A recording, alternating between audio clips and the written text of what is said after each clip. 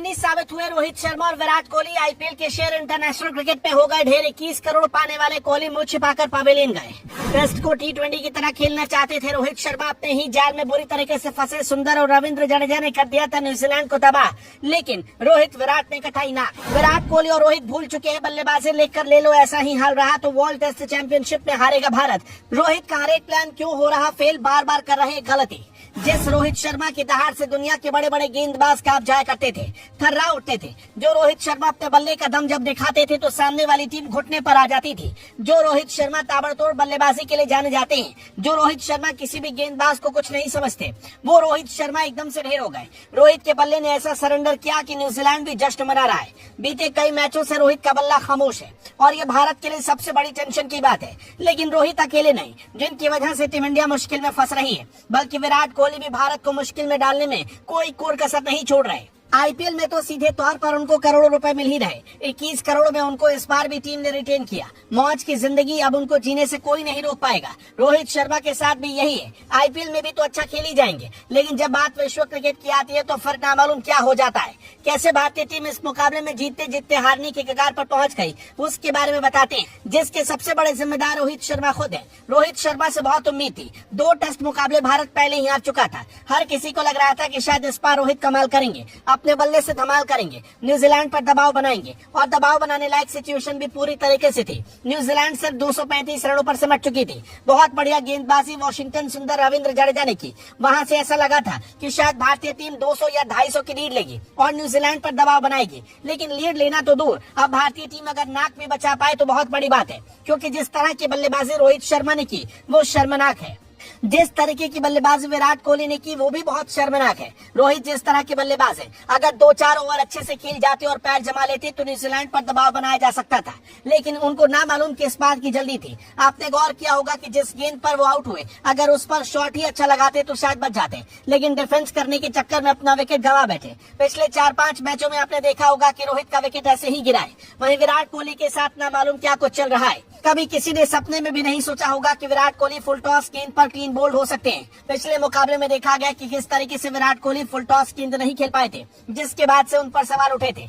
विराट वो खिलाड़ी हैं जो विराट तरीके से बल्लेबाजी करते हैं, अपनी ताकत से दुनिया को हिलाने का काम करते हैं। क्रिकेट के सारे रिकॉर्ड विराट ने करीब करीब तोड़ने का काम किया है। लेकिन न्यूजीलैंड के सामने विराट कोहली खुद घुटने पर दिखाई पड़ रहे हैं। लगातार उनकी तरफ से एक नहीं कई सारी गलतियां की जा रही। कभी वो डिफेंस करने के चक्कर में आउट हो रहे, तो कभी रन आउट होकर चले जा रहे। पिछले मुकाबले में ऋषभ पंत रन आउट हुए थे विराट की वजह से, और इस मुकाबले में विराट खुद अपनी कॉल पर रन आउट हो गए, जिसके बाद अब बवाल चारों तरफ बढ़ा है। फैंस इतने नाराज हैं कि कह रहे हैं कि रोहित और विराट दोनों को बाहर बिठा दो। जैसे बाबर आजम को बाहर निकाला गया, तभी भारतीय टीम जीत पाएगी। वाकई में ये शर्मनाक ही है, क्योंकि भारतीय टीम के गेंदबाजों ने कमाल का प्रदर्शन करते हुए न्यूजीलैंड को 235 रनों पर रोक दिया था, जहां से टीम के पास मौका था इस मुकाबले को अपने नाम करने का। लेकिन अब भारत मुश्किल में फंसता दिख रहा है। 86 रन के स्कोर पर 4 खिलाड़ी पवेलियन में आराम करने जा चुके हैं। रोहित और विराट पर आप क्या कुछ कहना चाहेंगे, कमेंट में हमें जरूर बताएं। तीसरे टेस्ट मुकाबले में रोहित को था जिस बात का डर, वही हुआ। सरफराज खान ने काट दिया बवाल, अंपायर हुए गुस्से से लाल। 5 मिनट तक स्टेडियम में हुआ हाई वोल्टेज ड्रामा।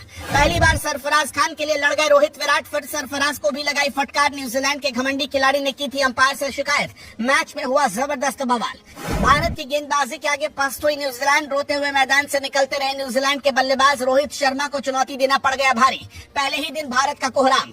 2 मुकाबले में हार के बाद रोहित शर्मा की आंखों में आंसू आ गए थे। रोहित शर्मा कमजोर पड़ गए थे, लेकिन उन्होंने जो तीसरे मुकाबले के लिए प्लान तैयार किया था वो पूरी तरीके से हिट साबित हुआ।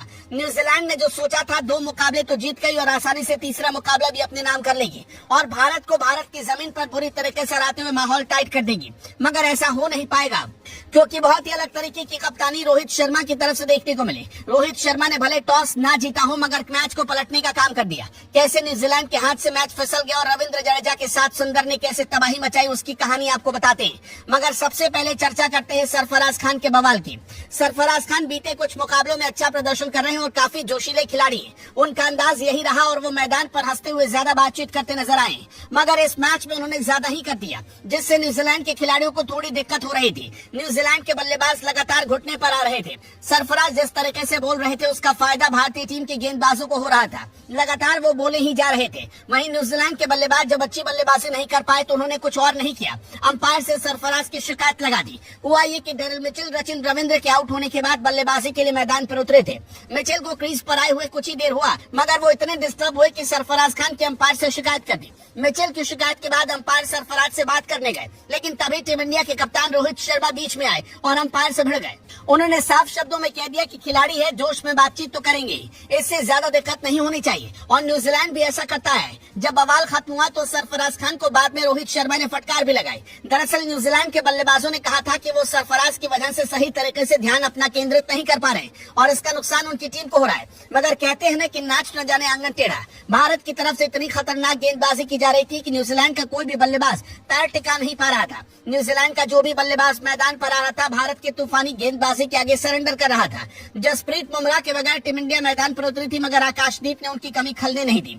शुरुआत में ही न्यूजीलैंड को झटका दिया और उसके बाद न्यूजीलैंड की बर्बादी की कहानी जडेजा और वॉशिंगटन सुंदर ने लिख डाली। पिछले मुकाबले में वॉशिंगटन सुंदर ने कितनी बढ़िया गेंदबाजी की थी आपने भी देखी थी, मगर जहां से उन्होंने छोड़ा था वहीं से इस बार उन्होंने शुरुआत की। वॉशिंगटन सुंदर ने टॉप ऑर्डर को धराशायी करने का काम कर दिया। रचिन रविंद्र और डर्न कॉनरो को उन्होंने पवेलियन भेजने का काम शुरुआत में ही कर दिया, जिसके बाद रविंद्र जडेजा एकदम से अलग अंदाज में दिखाई पड़े। जडेजा ने तबाही मचा दी। खतरनाक गेंदबाजी करते हुए सिर्फ 65 रन खर्च करते हुए 5 विकेट चटकाए। जडेजा की वजह से न्यूजीलैंड सिर्फ 235 रन पर ही सिमट गया। वॉशिंगटन सुंदर ने 81 रन खर्च करते हुए 4 विकेट लिए। लेकिन क्या कमाल की गेंदबाजी उनकी तरफ से देखने को मिली। वहीं जडेजा ने 5 विकेट चटकाए। अब भारतीय टीम के पास अच्छा मौका है कि बड़ी बढ़त बनाते हुए न्यूजीलैंड पर दबाव बनाए और तीसरे टेस्ट मुकाबले को अपने नाम कर जाए। देखना होगा क्या कुछ होता है। दोस्तों, आपको क्या लगता है, इस मुकाबले को कौन जीतेगा? कमेंट में बता सकते हैं।